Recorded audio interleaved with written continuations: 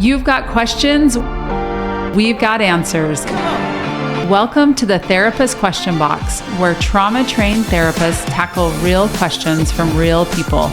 I'm your host, Lindsay, bringing you grounded insights you can actually use, brought to you by Therapy Utah.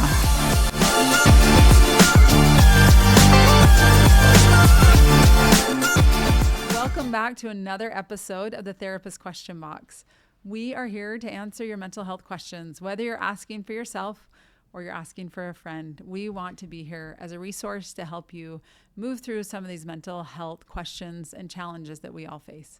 Today I have with me Garrett Cottrell. Garrett, thanks for being here. Yeah, thanks for having me. Garrett's a therapist at Therapy Utah, and he also actually does some of the back end of the podcast. So it's really fun to have you here in the seat. It's awesome. I've loved being able to watch all of them, and of course I do, but yeah. I love that. And now you get to be on it. Study them, I should say. Very I get to cool. Study them and really understand what's happening in the podcast. Good. Well, we're grateful for the work you do. So for sure. Thanks. So today we're going to talk about anxiety and intrusive thoughts. And I really believe this episode is one that many people will relate to, that anxiety happens, intrusive thoughts happen, and hoping to just get some clarity about what they are, what to do, and just some real practical tools to help our listeners. Totally. So we'll go ahead and start. Here is the question. When someone feels completely overwhelmed by anxiety or intrusive thoughts, what's one practical thing they can do in a moment to regain a sense of control? So the first thing I noticed about this question is it was written in third person. Right? Like, it's sometimes hard to say, I'm having this experience. This is hard for me. When I feel overwhelmed by an anxiety or intrusive thoughts, what can I do? And I thought, even that question shows that this is a really hard struggle when we're not saying, like, when I feel this way, right? So let's talk about, first of all, anxiety.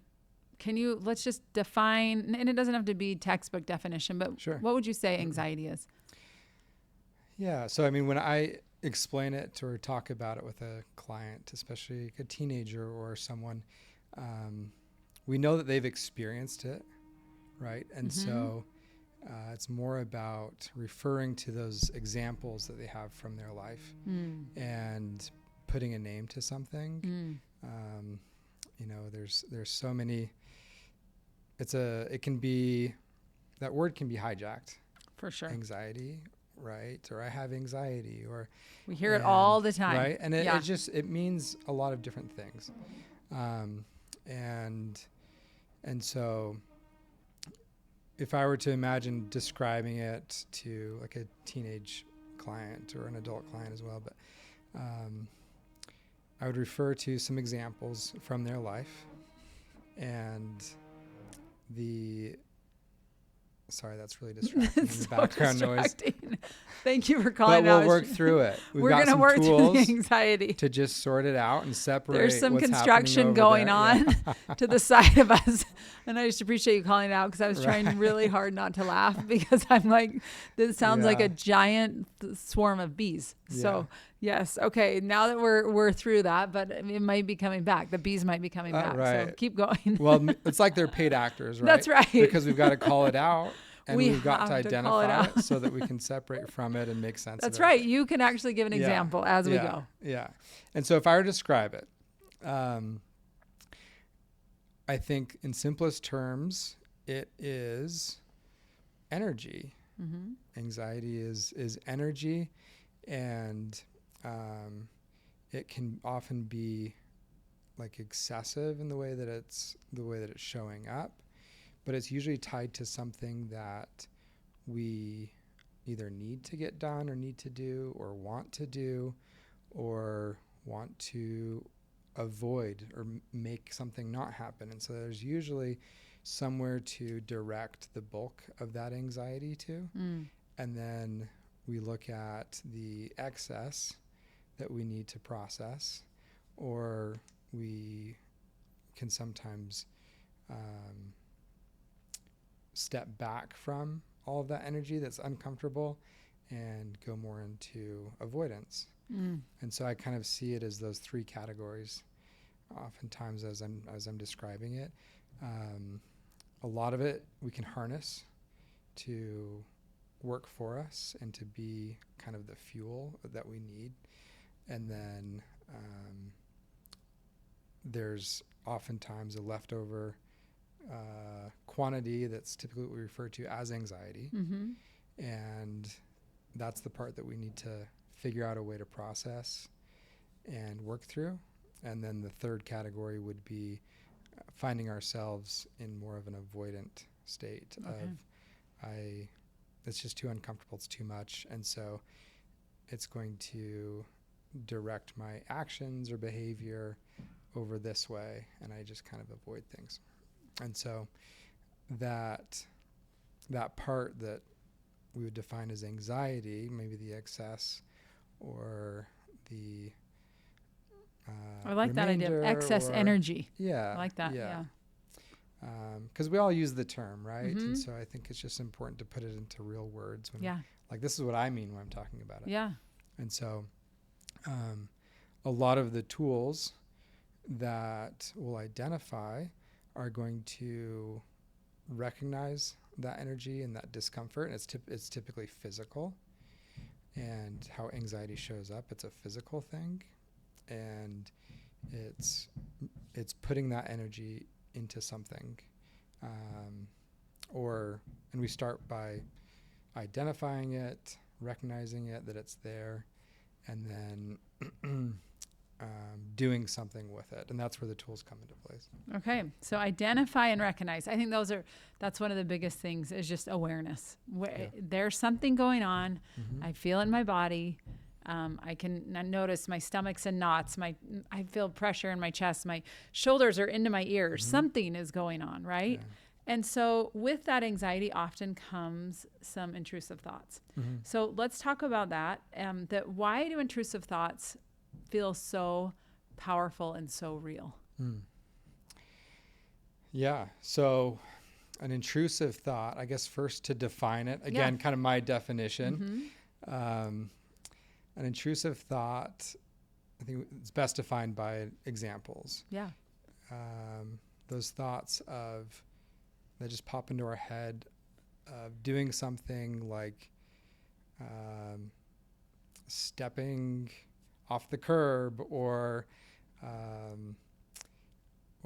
usually doing something that could hurt someone mm-hmm. or ourselves. That's a really frequent intrusive thought. Or just doing something like drastic. Yeah. Quitting a job, or like, oh, I'm really going to do it. It's a thought that pops into our head, and there's utility to it mm-hmm. because our system is wanting to show us what it would be like if we did that thing. And oftentimes it's something that's going to indirectly keep us safe. Right? Because if the intrusive thought is typically dangerous, whether physically or, financially or emotionally or to our relationships, then it's giving us kind of a run through of what that would be like. And we even feel the weight of it. And by the way, isn't the values come in, right? Crazy though? Mm-hmm. I'm sorry to interrupt you. Please. But it's crazy to me to think that intrusive thoughts are trying to keep us safe. It's mm-hmm. like doing a dress rehearsal before it even starts. Mm-hmm. But you can feel it, and it's horrible and it's frustrating, but it's actually trying to help keep you mm-hmm. safe and say, okay, we're going to practice this, so we're going to be okay when it mm-hmm. happens, or it's not going to be as bad when it happens. Yeah. So it's interesting, because I don't think you would ever think an intrusive thought is like there to help you or keep you safe, but in fact it is. So go ahead. You were talking about now the values. Totally. Yeah. And, another example, as we're moving to values, sometimes we'll wake up from a dream that maybe we did something that was surprising to us, and we feel the weight of it. I don't know if you've ever had that experience, but maybe it's like... Totally. I think we've all had that experience. When you wake up from a dream and go, whoa, oftentimes what just happened? About like relationships or maybe we did something like violent in a dream, and we wake up and we feel as if we did that thing in real life. Mm-hmm. And I think there are a lot of parallels here. There's a lot of crossover to what we're talking about with intrusive thoughts. We can learn from that. that discomfort, that uncomfortable feeling of having done something in like simulation, it's going to reinforce the values. And so if it was uncomfortable in a dream, it's definitely going to be uncomfortable in real life. In real life, yep. And so it's one more thing that's going to reinforce and solidify those values that we have. And so with the examples that we've talked about of maybe an intrusive thought of something harmful, physically harmful or violent, or maybe immoral by our standards, then the discomfort that we feel as a result of the intrusive thought is what we want to kind of capture and harness and turn back into strengthening those values that we have around physical safety, around respecting others' safety and well-being, and strengthening our relationships and honoring and protecting and respecting relationships, things like that. And you know what, that to me, when you talk about it from that perspective, it makes it feel a lot less crazy. Like, oh, you know what, actually there's a reason you feel this way, because it really matters to you. Like, and that's why it's upsetting versus what is wrong with me? I'm crazy. Why am I having these thoughts? Right. So I appreciate that reminder that yes, it's because we care about something. And that's why we get attached to those thoughts, right? Because if it doesn't matter, we're like, we just let it go. It doesn't, we don't think twice about it, but we attach to it because there's something in our psyche or our value system that it really matters to us. And so when we have that thought, it's pretty upsetting. So let's talk about things that, this listener just said, just some practical things that they can do to regain control. Would it be okay if I kind of went back a little bit? I think it's important to also talk about like severity with those things and the difference between anxious feelings and an intrusive thought every once in a while to more disordered experiences where or a obsessive thought and things and along those lines, because it's not, I've talked a lot about how these things are almost biological and have a lot of value to them. But if someone were to be listening and to hear that and they're struggling with, a severe anxiety disorder that is threatening or has caused the loss of relationships, jobs, or obviously there's a wide range here, and the area where we get into of it becoming disordered is where we definitely need more support from professionals or even medications or things like that. So I just think it's important to kind of... How do you think the client knows, though, when it becomes different from disordered versus just normal intrusive thoughts that everyone has occasionally? And when do you know there's a difference? So, by definition, like the DSM, how we diagnose disorders. The DSM is a diagnostic and statistical manual. Yes. So for therapists, it's kind of the Bible where we look and say, okay, yes, it meets all this criteria. Here is the diagnosis. So go ahead. So a lot of the criteria in there that are going to elevate something to the severity or degree of a disorder has to do with a negative impact on an individual's life in the form of not able to perform a job, so like professionally at their work, they can't do what they've been hired to do or what they're employed to do. And so that has obviously causes a significant threat to their well-being financially so it's like everyday functioning is impacted. Yes. Okay. Or relationships. I can't have a normal or standard, a healthy relationship with another individual, whether that be a partner, whether that be friends, whether that, these important connections socially. I can't maintain those relationships because of my anxiety or these intrusive thoughts, or maybe an intrusive thought. And so the practical side of it, that's typically going to contribute to elevating something to a diagnosable disorder. And then the thoughts, that can be a little bit different in how it's diagnosed, but if I can't focus on things and therefore I can't, complete my duties or my tasks at my job because of these intrusive thoughts, these obsessive thoughts as well, then it's going to, again, elevate it to the extent or the degree of a diagnosable disorder. And sometimes the intrusive thoughts, they materialize in behavior or actions, and then that can certainly be risky.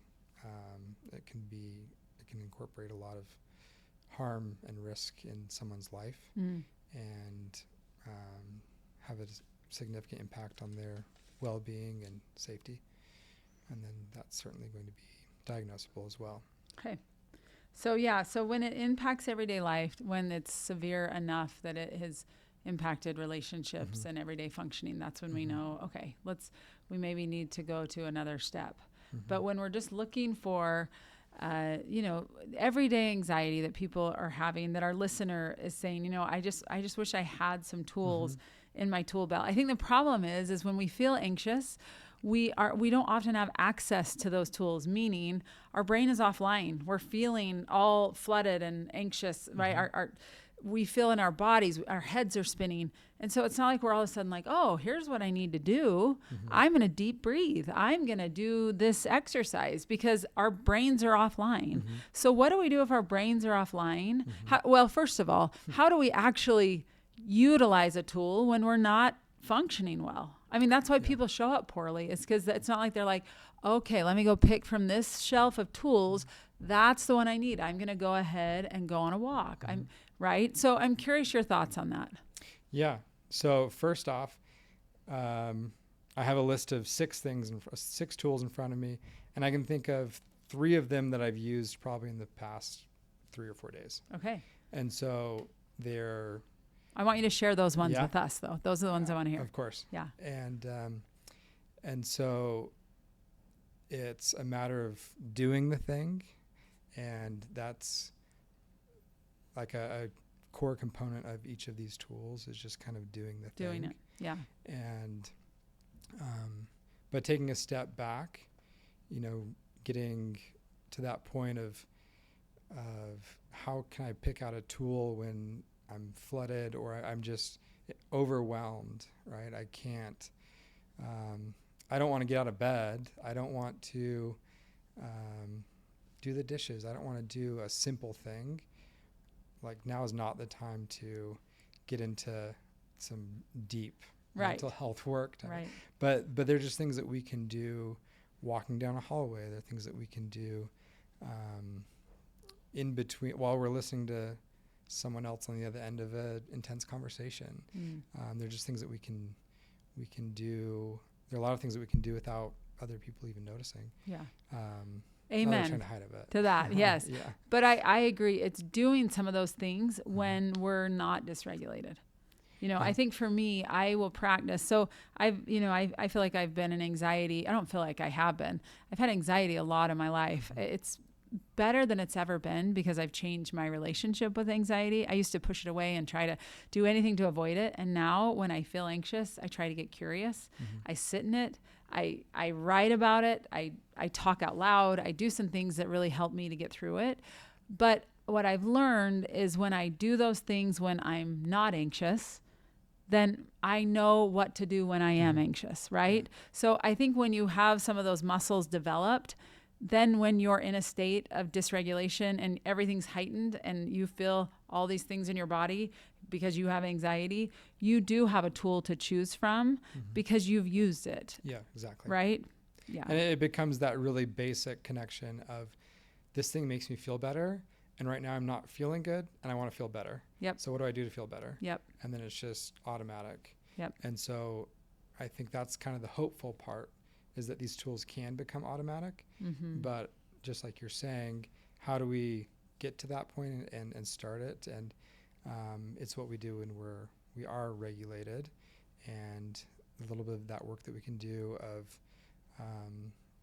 watch or listen to a podcast about what are some things that I can do when I'm stressed out, and learn some tools, practice them in real time, and get that experience so that it's more readily available. And then something else that you were saying about starting to like call out and put words to what you're experiencing yes. is kind of the bridge, right? Of how we realize or can understand when we need that. And that takes me to an interaction I had with someone recently where I asked them a question and they said, I've never thought about that way. And to me as a therapist, it was a pretty, like I was shocked that they had never thought about it that way. But we need to just pause and kind of call out some things, try and put some terms to things that we're experiencing. And things like anxiety or you know what, maybe that is an intrusive thought. I thought it was just something that I like wanted deep down, and I don't like that I want it, but maybe it's an intrusive thought that's just kind of wanting to strengthen those values, and it's wanting to be processed of what would I do if I were faced with that situation type of thing. Yeah. And so just putting some names to those things. You know, I think when we can organize things in our brain and put names to them, and kind of, instead of just kind of it's floating around in our minds, but say, nope, that's what this is and that's what this is. I think that happens a lot in therapy. You're making sense of experiences and feelings. And then it goes, that people feel like, I'm not crazy. I'm not losing my mind. I'm not like, I'm putting a name to this, and I can kind of label it and make sense of it instead of it's just this kind of chaos floating around our brains, right? Yeah. So good. Okay, tell me the 3 things you did in the last few days. After all of that talk, after all that, I'm ready. So let's see. Recently, I used it's called the physiological sigh. So it's just it's a breathing technique, and so you breathe in, kind of like inflate your lungs, and then once they're full, you take another inhale, and then you release that slowly. And I'll have to practice what I preach here in just a second, but I'll tell the story. So I was just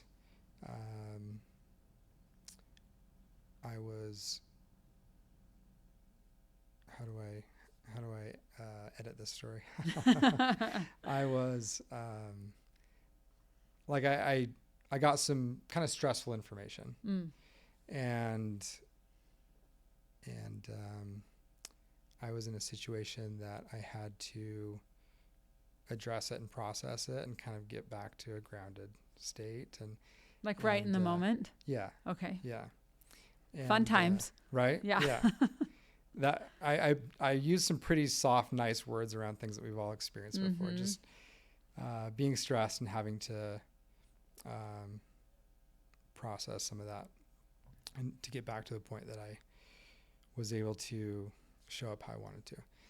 And I was literally walking down a hallway, and I just did the sigh a couple of times, and it was really helpful to. So deep breath in and keep breathing. Yeah. Breathe to get through the physical part. So what it looks like is a deep breath, like a forced breath. So a deep inhale, a forced inhale, and then like a slow exhale. So kind of like this. So. And Garrett looks like he's going through a straw, exhaling through a straw. Okay. And so the deep inhale and the forced and the exhale. And as I learned it, I realized that's something that I've done automatically before. Like it was kind of familiar. Like I've noticed myself do that before, especially when I've been kind of stressed. And so these are things that our body can, like, it already knows what to do with it. It already knows what it's supposed to do. And it uses it automatically sometimes. And so it's something that we can force. It's actually so cool. Like our body knows how to regulate. Yeah. We just kind of have to remind it, like this is, and so it felt familiar to you. And as you walked down that hall, you felt a difference. Totally. It's cool. And the first step of it, I keep bouncing back and forth, but the first step of it was recognizing, okay, I'm a little stressed out. Like I'm a little bit irritated. It's probably a good word for it. And I want to do something with that sensation that I'm feeling. Yeah. So awareness of it, recognize it, and then you're breathing. Okay. I love it. Yeah. So give us the others. Those sound like 2 tools, awareness and breathing. Yeah. I mean, because awareness is actually a big one. Yeah. The awareness is probably applicable to all of them, right? It is. Because if I'm going to use a tool, then I need to recognize when it's going to be helpful. Yeah. And that something's going on inside of us that's a little off. Yeah. We need to be aware of it. Yeah. So another one. Can I interrupt you again really please. quick? I will say breathing is pretty incredible because the more I've learned about breathing and studied, it is our number 1 tool for nervous system regulation. Number 1. And it almost feels too easy. It's like, nah, breathing, come on. Like that's kind of hokey. I think people think that, but the truth is breathing is your number 1 tool to get your nervous system back online if you choose to use it. And it's like always accessible. It's always there. It doesn't matter what you're doing. You can change your breathing. Yeah. So I think that tool, there's a reason that people come back to breathing, because it is the number 1 thing to get your body back online. Yeah. And it can seem too simple, right? And I've found that working with clients that that's a big part of the battle. And so we try to do things like that in session. And I try to show them what it looks like. I'm not necessarily someone who likes doing breathing exercises in front of a camera, but like you got to do it. And so that you can do it in person. And, that's right. And in real time when you need to. For sure. And so that's why we call it work. Like I've got to kind of get out of my comfort zone a little bit and do something to experiment and test it out. For sure. Okay, we're ready for your next one. Okay. Yep. So the next one, the 5, 4, 3, 2, 1 grounding exercise. That's something I can't remember exactly the scenario I was in, but again, it was just a stressful moment, and I had a little bit more time with this one, and so I was able to kind of sit down and go through this one.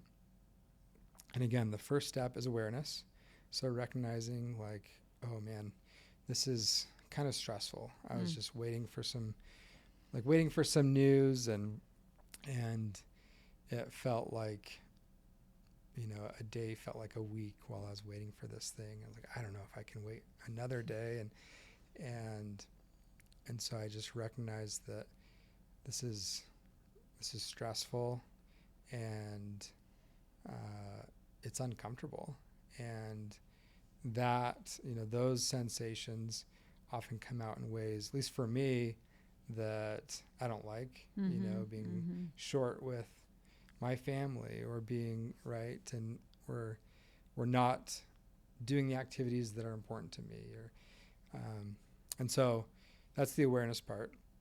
And so 5, 4, 3, 2, 1 is we do 5 things and we do 4 things, and we'll go from there. And so we start with 5 things that we can see. And so, and I like to say them out loud, especially if I'm in session. I'll have a client say it out loud. And so if I were to do that, I would look and say, I see a lamp, I see a mirror, I see a wall hanging, I see cords, I see a rug, and say that out loud and recognize them. 4 things that I can feel. So I can feel the leather wrap on this chair. I can feel my shirt. I can feel my pants. I can feel my watch band. Mm-hmm. And 3 things that I can hear. And this is where, to me, it's like pivotal. 3 things I can hear. I can I'm hear excited the for this air. one. Yes. Let's hear. I can hear, see if there we go. Mm-hmm. Some knocking on the other side of a wall somewhere. Some construction noise. Yes. Construction noise. And then I can hear my fingers rubbing against each other. Okay. Put it up next to my ear. I wonder and if you'd hear be that. able to get 3. So I created it. Yep. If I had more time, and that, that's a great one to do outside as well. Mm-hmm. But the second, so two things that I can smell, and I'll smell my shirt. I can smell the detergent, or hopefully it's a good smell. Might not be a good smell, but I can still smell something.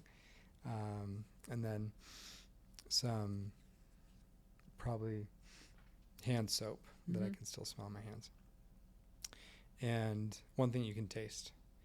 And that one, it can be lunch from earlier.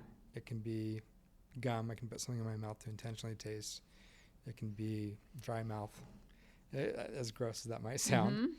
But I had to slow down. So 5 things I can see, 4 things I can feel, 3 things I can hear, 2 things I can smell, and 1 thing I can taste.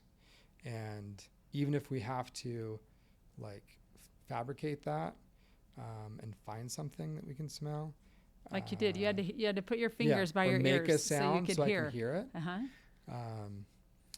That required all of my attention, and it got my body involved, and it got my senses involved, and really you're giving your brain, you're giving these natural processes an opportunity to work and to do their thing, and sort out some of these stressors that we find ourselves with. Yeah.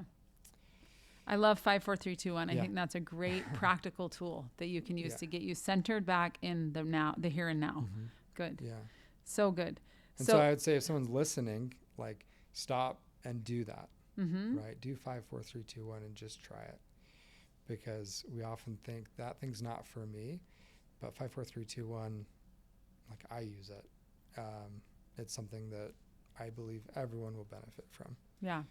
Oh, 100%. And again, using it when you're not activated, when you're not feeling stressed or anxious, but try to use it at another time. Good. So you gave us 3 examples. You said you had 6. Yep. But can you give me just fire them off, the other 3? Yeah. So I'll do that while starting with this one. So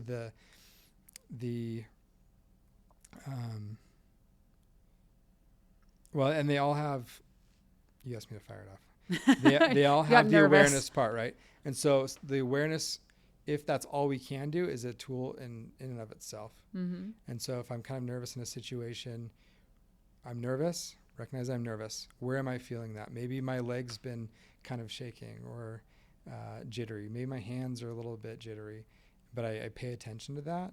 And that in and of itself is a tool. And our brain will work with that. We've noticed it, and our brain knows what to do with it. Okay. And so, again, that awareness part at the beginning of all of them.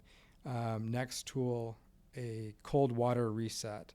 So splash some cold water in your face or on your neck. Then the next tool, I'm having the thought that. Ooh, that one's so good. And I'm sorry to just get excited about that, but that's a big one because if I can say I'm having the thought that I'm not my thoughts, but I'm actually kind of distancing myself from it. So go ahead. Yeah. And you can apply that to something small or something big. I'm having the thought that, and let yourself go from there. Write it down. I've found that when I use this tool, I'm often surprised at how few things I wrote down. It feels like I have this huge list. I'm going to start writing and I'm never going to end it. because that's how it feels. But then I write it down. I have 6 things. That's a lot, but it's not. It's a finite number. Mm-hmm. It's not just this big ambiguous sensation. And then just moving our body. So walking, standing up, stretching, recognizing that we have a body, and that's where we feel this discomfort. It's where we feel anxiety. That's where we experience intrusive thoughts. Even it sounds like it's just a thought, but when we recognize that, oh, I'm having that thought, then we can externalize from it, even within our own body, our own system. And I think if we add those up, that's 6. That seems like 6. Yes. Recognizing, breathing, 5, 4, 3, 2, 1, cold water reset, saying I'm having the thought, write it down, and moving our body. Excellent. And you know what? Those are really practical tools that you can use at any time. You don't need anything special. Maybe the cold water, you need water. But besides that, there's a lot of things you can do that you have access to right in the moment. Yeah. So I really appreciate those body-based calming techniques, that there are things we can do to really help get us back to that state of regulation. I also loved, Garrett, that you talked about the fact that, intrusive thoughts are common.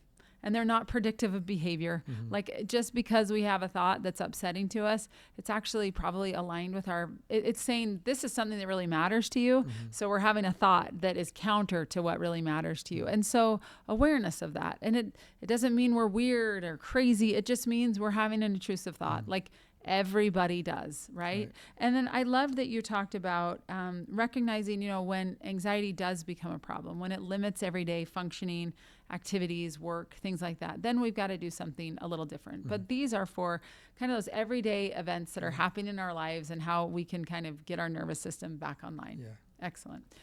Garrett, thank you so much for being with us. I loved the thoughts. I loved the practical tools that you gave us, because again, I think when, like our listener said, she forgets in the moment, right? I forget in the moment what I need to do and where I need to draw from. And you gave us some really practical, concrete examples of things we can do. And again, that reminder to not just do it when we're anxious, but do it at different times when we're not anxious. Make it a habit of writing things down, of breathing, of recognizing what's around you. So then you know where to draw a tool from when you are flooded or overwhelmed or anxious. So great. Thank you so much, Garrett, for being with us and for your insights. So valuable, really helpful. And, anxiety is something that if you don't have it now, you will. If you haven't, you will, right? It's something we all deal with. And it's something that, again, is not to be pushed away, but is to actually get curious about it, figure out what's going on with it, and use these tools to help you get to a better place. And thank you so much for joining us. We hope that this information proved valuable for you and that you will like and share it with those that you love. And until next time, take care. That's a wrap for today on the Therapist Question Box. I'm Lindsay Schiss. Thanks for listening. And remember, every question you ask is an opportunity to learn and grow. Brought to you by Therapy Utah. Hey, this is Kathy Kinghorn. I'm an owner at Therapy Utah. If you'd like to book with one of our trauma-trained therapists, go to www.therapyutah.org. Thanks for listening.